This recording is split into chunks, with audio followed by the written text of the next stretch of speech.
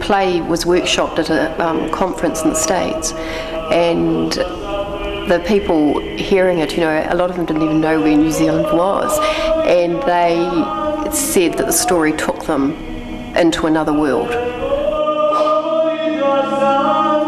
She read the play to me and it just stayed in my head. And when she realised this play was going to happen, she asked me would I be interested in coming, and I definitely was. I loved the play and I wanted to work on it. Look at them.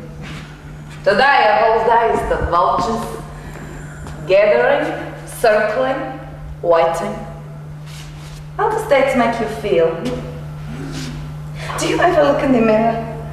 Ask yourself what it's been about, your life built on illusions, nothing as it seemed.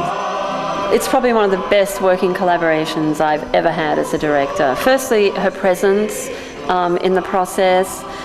And her vision for the play has been the same as mine. There's been not 1 ounce of conflict over anything. I haven't, I've just really, she's done her thing. Her creative vision for this play was my vision, and that's a wonderful experience to have. And when I saw the decisions she'd made about set and music, and it just all came together, and she's fantastic. Having the playwright coming in and having conversations outside the rehearsal room about whether this is where her voice is or not is a very valuable thing. So fortunately we've always seemed to be on the same path of the look of the play, the style of the play. So it has been a great collaboration. At least from my point of view, we've had a great time working together. The Dalmatian community have been just unbelievably supportive. They have turned out in amazing numbers. Antons Women is a play about a typical Dalmatian in the 19th and early 20th century coming to New Zealand and trying to make a new home for himself. They came here to, just with nothing, and it was really tough and a struggle, and it wasn't what they thought they were coming to. I was they thought that they were going to America, and it was this land of hope and opportunity, and they were going to make their fortunes. And when they got here, nothing was as it seemed.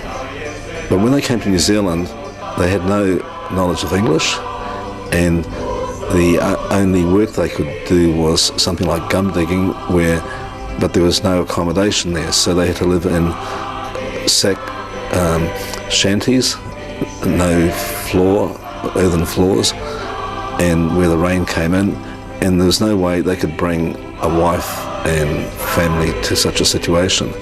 Having left behind a wife, and in order to establish himself, he eventually marries an English woman to give himself credibility and to establish his family line.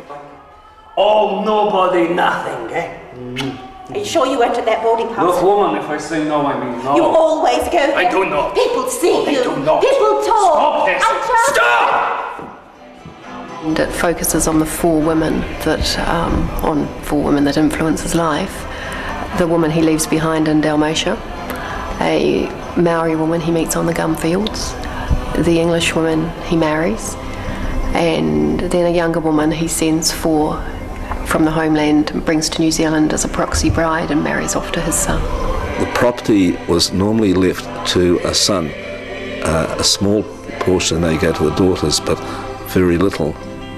I'm aware of some Dalmatians in New Zealand who would not leave 1 cent to their daughters. The son had to inherit the lot. Older women come together and reveal their relationships to each other, and the end of the story is them coming together and agreeing that the only way they're ever going to get what they need from Anton, all 4 women, is to share the fruits of his labour.